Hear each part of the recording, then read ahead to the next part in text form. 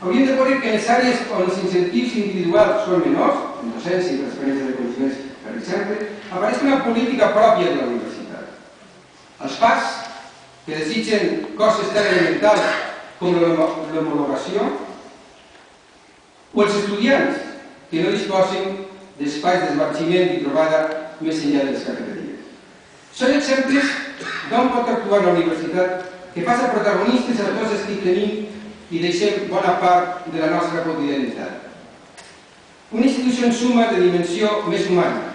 M'atreviria a dir, una universitat que la seva sensibilitat humanística arribi a la prosa de la quotidianitat de cadascun de nosaltres. Una confortabilitat que passa per coses tan elementals com practicar amb convenciment les polítiques d'igualtat, les polítiques de sostenibilitat medioambiental o del multilingüisme. En aquest darrer cas, òbviament, amb un referent d'ús de la llengua pròpia.